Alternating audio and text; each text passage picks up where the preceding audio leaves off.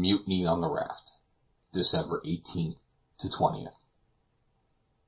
On the 18th the wind freshened a little, but as it blew from the same favorable quarter we did not complain, and only took the precaution of putting an extra support to the mast, so that it would not snap with the tension of the sail. This done, the raft was carried along with something more than its ordinary speed, and left a long line of foam in its wake. In the afternoon the sky became slightly overclouded, and the heat consequently less oppressive. The swell made it more difficult for the raft to keep its balance, and we shipped 2 or 3 heavy seas.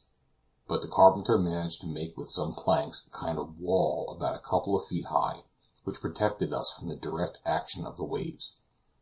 Our casks of food and water were secured to the raft with double ropes, for we dared not run the risk of their being carried overboard, an accident that would at once have reduced us to the direst distress.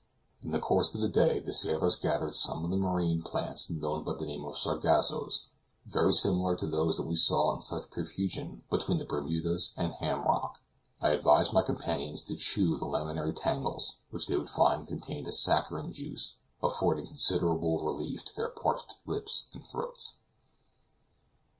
The remainder of the day passed without incident. I should not, however, omit to mention that the frequent conferences held among the sailors, especially between Owen, Burke, Flaypole, Wilson, and Jingstrop, the negro, aroused some uneasy suspicion to my mind. What was the subject of their conversation I could not discover, for they became silent immediately that a passenger or one of the officers approached them.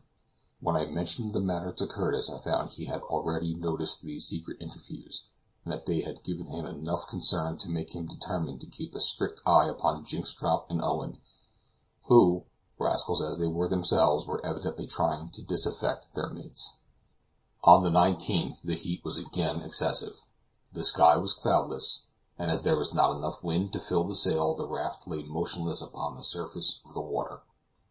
Some of the sailors found a transient alleviation for their thirst by plunging into the sea, but as we were fully aware that the water all around was infested with sharks, none of us were rash enough to follow their example, though if, as seemed likely, we remain long becalmed, we shall probably in time overcome our fears, and feel constrained to indulge ourselves with a bath. The health of Lieutenant Walter continues to cause us grave anxiety, the young man being weakened by attacks of intermittent fever. Except for the loss of the medicine chest, we might have temporarily reduced this by quinine, but it is only too evident that the poor fellow is consumptive, and that hopeless malady is making ravages upon him that no medicine could permanently arrest. His sharp dry cough, his short breathing, his profuse perspirations, more especially in the morning, the pinched-in nose, the hollow cheeks, of which the general pallor is only relieved by a hectic flush, the contracted lips, the too brilliant eye and wasted form, all bear witness to a slow but sure decay. Today, the 20th, the temperature is high as ever, and the raft still motionless. The rays of the sun penetrate even through the shelter of our tent, where we sit literally gasping with the heat. The impatience with which we awaited the moment when the boatswain would dole out our meager allowance of water, and the eagerness with which those lukewarm drops were swallowed, can only be realized by those who for themselves have endured the agonies of thirst. Lieutenant Walter suffers more than any of us from the scarcity of water, and I noticed that Miss Herbey reserved almost the whole of her own share for his use. Kind and compassionate as ever, the young girl does all that lies in her power to relieve the poor fellow's suffering. "Mr. Kazallon," she said to me this morning, "that young man gets manifestly weaker every day." "Yes, Miss Herbey," I replied, "and how sorrowful it is that we can do nothing for him, absolutely nothing." "Hush," she said, with her wonted consideration, "perhaps he will hear what we are saying." And then she sat down near the edge of the raft, where, with her head resting on her hand, she remained lost in thought.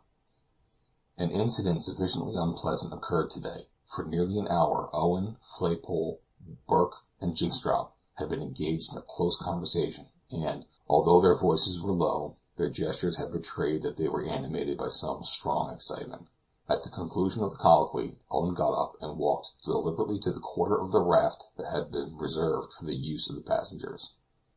"Where are you off to now, Owen?" said the boatswain.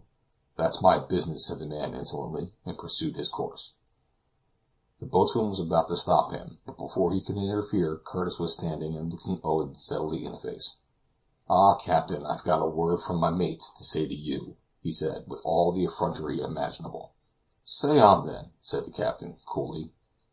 "We should like to know about that little keg of brandy. Is it being kept for the porpoises or the officers?"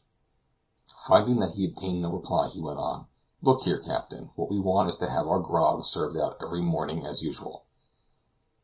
"Then you certainly will not," said the captain. "What? Exclaimed Owen.